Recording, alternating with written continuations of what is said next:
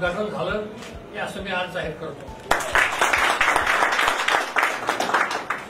पुढचं जे प्रसंग आहे ही फॅमिली को नाही सोडला.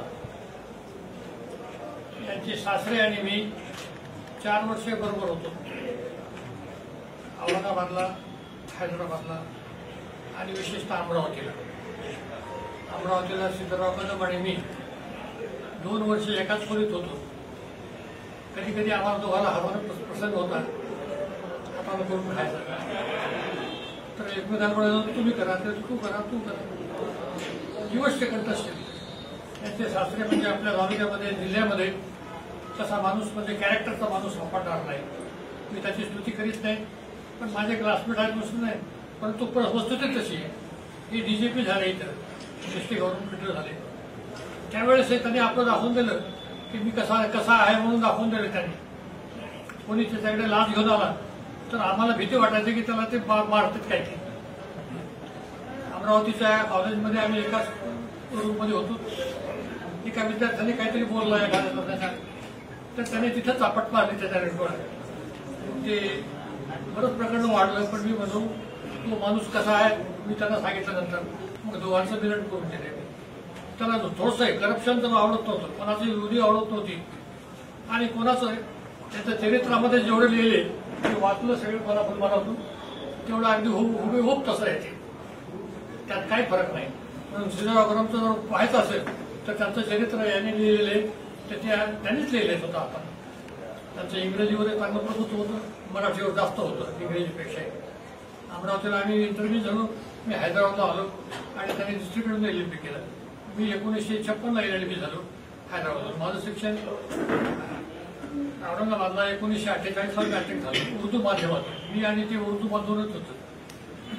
आणि नंतर इंटरमिजिएटमध्ये इंग्लिश सुरू झालं. नंतर इथे निझाम कॉलेजमध्ये होतो मी, उस्मानिया युनिव्हर्सिटीमध्ये. असो तर त्यांचे सासरे त्यांनी जावाई निवडून काढले. गोष्ट आली. आता त्यांची आई जी आहे ती तशीच वर्गात तशी मध्यंतरी आमचं की बाबा तुम्ही बोलले का, पाया पसंत का, तर यांनी काय सांगितलं की मला त्याच मुलीशी लग्न करायचं. ही एक माझी आठवण आहे.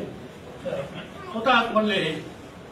आता ते सिद्धराव कदम मला काय म्हणलं ही फाईल मोठी, आम्ही फार इतके श्रीमंत नाही. श्रीमंत गरिबीची दोन गोष्ट करतात. त्याच्यामुळं त्यांचं माझं उलपीट होतं. आम्ही सदानंद बोर्डिंगमध्ये होतो आम्ही आधी. म्हणजे ती पंजाबराव देशमुखनंच म्हणजे होती आमची सोय केली होती. तर त्यावेळेस पंजाबराव देशमुखच्या घरी मी 4 दिवस जेवत होतो. पंजाबराव देशमुख जे लॉ मिनिस्टर जे ऍग्रिकल्चर मिनिस्टर होते 1954ला, तर ती आठवण आहे माझी ती. तर त्यांनी असं म्हणलं होतं की तुम्ही आपलं आडनाव काय लिहायला पुरव. गुपचूप पाहतो एवढी मोठी माणसं आम्हाला बोलायली. पण तितक्यात के.एन. देशमुख होते, ते शेका पक्षावर निवडून आले, ते मिनिस्टर होते. ते म्हणजे आम्ही आमचं जुनच नाव लिहू. त्याने म्हणजे कुंडी द्या. तर त्याची आता आम्हाला आठवण यायला लागली. आम्ही कुंडी पाहून नाही लिहिलं. वास्तविक आता हा लढा माझं तर मी एका ठिकाणी बोललो. मी आता तुमच्यासमोर बोलायला काहीच हरकत नाही मला. आणि तुम्ही आता निवडून आलेले प्रमुख माणसं आहेत तुम्ही. जर आम्हाला मराठा द्यायचं नसेल तर रिझर्वेशन रद्द करा.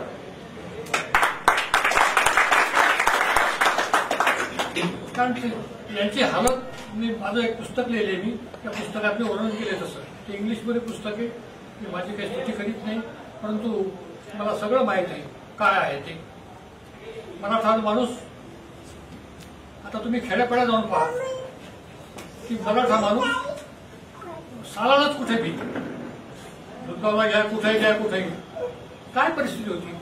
आमचं हेच म्हणणं होतं की मी तर त्याच्यात बरंच लिहिले आणि अशा गोष्टीत की त्याचा नवीन याच्यामध्ये त्यांना वाटायचं काय. मी आंबेडकरांबद्दल शब्द लिहिले आणि सगळ्या तुम्ही वाचा तुम्ही कळलं.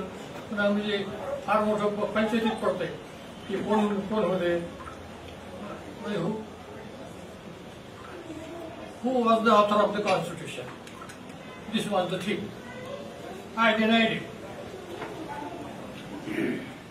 तर असो आपण जमला या फॅमिलीला साथ करा.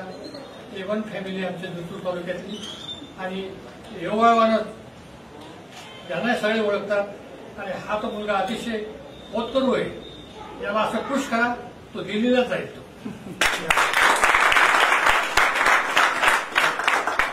त्याच्याकरता मी माझं स्वतःचं बी वजन वैयक्तिक, कारण मला काय आता मी 93 कम्प्लीट आहे, म्हणून मी आता असं हलतो मी एखाद्या आता माझ्या उलप्यावरच आहे मी आता आलो नसतो, पण यांचा फोन आला आमच्या चिरंजीवला विजयराव देशमुखला. आता त्यांचं आपलं निमंत्रण आपल्याला टाळायचं नाही, कसं असं तरी म्हणजे मला उचलून द्या तसंच द्यायचं.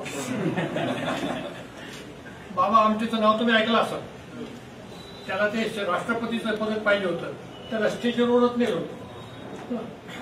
तर म्हणजे माझी तशी परिस्थिती, पण हा प्रेम याचा निंबारावचं माझं प्रेम तर होतंच, परंतु जास्त करून या माणसामुळं त्याने फार काम केलं बरोबर सगळं. आणि जिंतूरराजे काही थोडं बहुत डेव्हलपमेंट झालं पुष्कळ यांनीच केलेलं आहे. तर आता या माणसाला ह्याला दिलेलं नाही म्हणून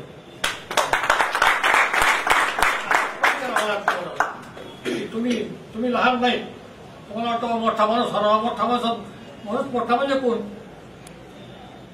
मोठा म्हणजे कोण, जो कर्तव्य कार्य करतो तो मोठा म्हणजे श्रीमंत वगैरे हे शब्द नाहीत बरोबर. आता मोदी काय, मोदीबद्दल कुणा जगात कुणी नाव ठेवू शकत नाही. म्हणून असं माझी विनंती सगळ्यांनी या याच्यात की मोदीला पुन्हा एकदा आणा ठेवलं. त्याचं वर्णन इतकं कमी सोडावं. मी त्याचं भाषण ऐकलं होतं अमेरिकेतलं मला वाटतं ते आता कालक्रांतीला वाचून देतील, पण त्या माणसानं आणलं समोर. तिथं स्पीकर होते, म्हणजे अध्यक्ष जे होते असेंब्लीचे स्पीकर म्हणतात, तर ते काय वर्ष होते आणि याला नेलं आणि मायक्रासमोरच उभं केलं. 1 तास 10 मिनिटं बोलला होतो मी सगळं प्रत्येक विषय होता इंग्लिशमधून, इंग्रजी आणि हिंदीवर त्याचा आता सामान्य प्रभुत्व आहे. आणि कॅरेक्टर आहे, कॅरेक्टर हे फार महत्वाचं आहे. आता येऊन जाऊन RSS मध्ये असं विश्व बिघडलं का, RSS मध्ये असं काय बिघडलं काय, ती एक संस्था काही कोणाच्या विरुद्ध नाही, ती राजकीय विरुद्ध नाही ती, पण तो आता गेले माणसं. पहिल्यांदा तर कोणी स्काउटमध्ये होते माणसं, म्हणजे हा स्काउटचा माणूस याला घालायचं का नाही, आणि स्काउट हे म्हणजे सगळ्यांना हेल्प करताय ते तसंच येते.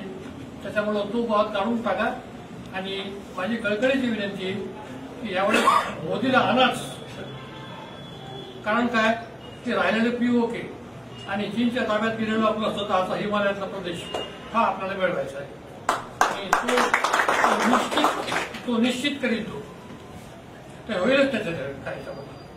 कारण काय त्याने एकही दिवस सुट्टी घेतली नाही, घेतलीच नाही, नेहमी कार्यरत राहतो. आता मला त्याचं वैयक्तिक माहिती आहे, पण एका पेपरमध्ये आलं होतं की आणखी सुट्टी घेतलीच नाही. असेंब्लीमध्ये होती गुजरातच्या, 2 वर्षे होते, पगार घेतला नाही आणि सगळा पगार एकदम आला. तर तो मिलिटरीच्या मुलांच्या सुखसोयी करता त्याने वाटून दिलं. म्हणजे असा माणूस आहे. काय परिचय यांचा? सुलत भाऊ आहे आमचे कदम आहे, सुलत भाऊ तू भाऊ आहे का भाऊ, असं मला ऐकायला कमी येतं. बरं मित्र, आपली रजा घेतो आणि म्हणजे मी बोललेले ते लक्षात ठेवा. मी कळकळीची विनंती